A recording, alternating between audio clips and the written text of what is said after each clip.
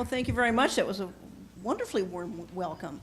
It actually is wonderful to be here today because, you know, there are very, very few union people that are down in the legislature.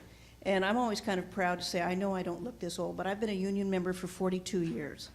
Thank you. The first time I walked a picket line, I was 19, and I was a retail clerk. And then when I graduated from Portland State after working my way through by being a waitress and working at Fred Meyer's, I got very, very involved in the Oregon Education Association and ended my adult career, well, most of my adult career after 12 years of teaching was to be a representative for the Oregon Education Association. But I am the state rep from Tigard in southwest Portland. I go from PCC down to Multnomah Village. I went to school in Portland. I began my career in the Portland area. And I think it's something that, you know, when I see now in my area things like homes being built and they're starting to build buildings and they're starting to do more infrastructure, I get very, very excited about it. But the one thing I am very proud of is I went through and spent most of my adult career at the bargaining table advocating for education workers and for teachers. And from that, I think, gave my experience and some of the things I was looking at when we talked in the Business and Labor Committee. The Willamette Week referred to me as the chair of the Labor and Labor Committee. I think some people thought it was kind of a slam, and I was kind of honored by it. I thought it was a very good thing that they referred to us as the Labor and Labor Committee, because in the state of Oregon, we don't do enough time and we don't have enough emphasis on labor issues, and they really have to. What people forget is most of our workforce, whether they're unionized or non-unionized, are the people that make Oregon work. And that's the emphasis that we have to do. It's not the business owners themselves, it's the people that actually do the job.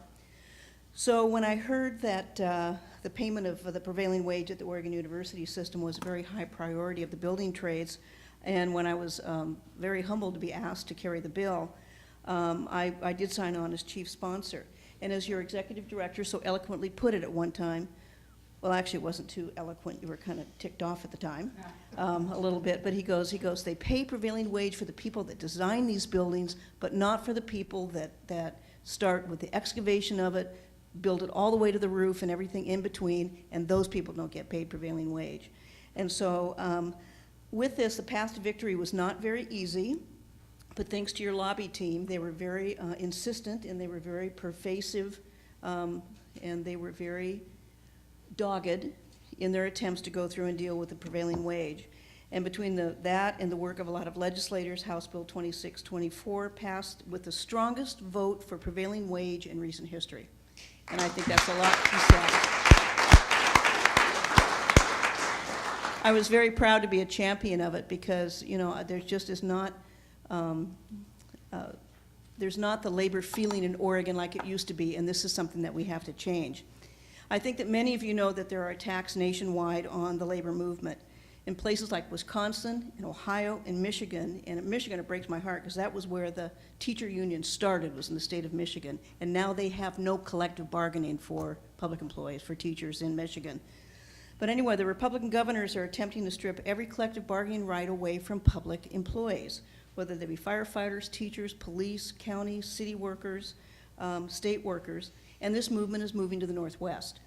There are people trying to get measures on the ballots that are going to go through and deny public employees the right to bargain or the right to become a union member. And it is not going to stop with public employees.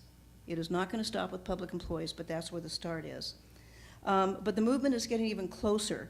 Governor Scott Walker, who I refer to as the Darth Vader of union busting, is going to be the guest speaker at a banquet in about 3 weeks in the city of Seattle. And then he's going to move to Spokane and be a speaker there.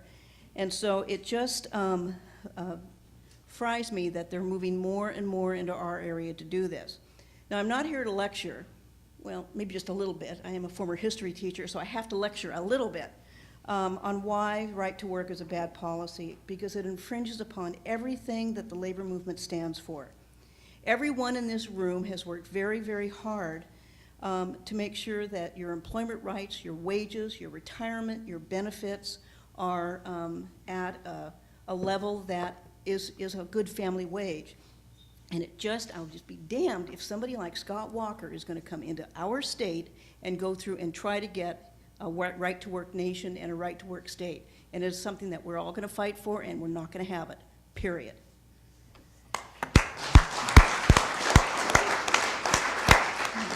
And so we as the labor movement really have to work almost harder than ever to make sure that the voices are heard and that we have more voices. We need more wages, not less wages. We need more jobs, not less jobs. We need better retirement, not taking away what somebody has already earned.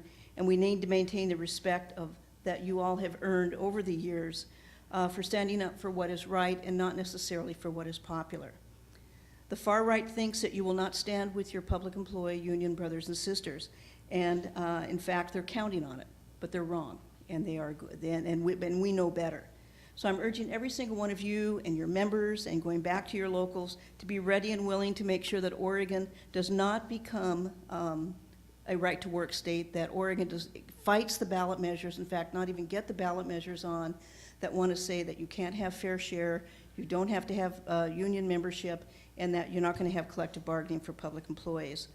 I think that everybody has the right to join a union, and if I had my druthers, everybody would be a member of a union. So thank you all for being here. I thank you for working to make Oregon better and for making the nation better, because you guys are the ones that, you know, this is a nice, beautiful building, but who built it? It wasn't me, it was you guys.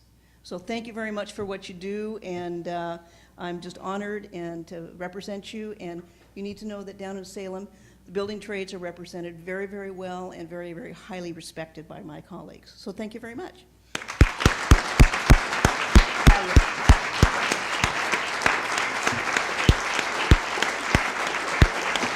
The fastest gavel in the West.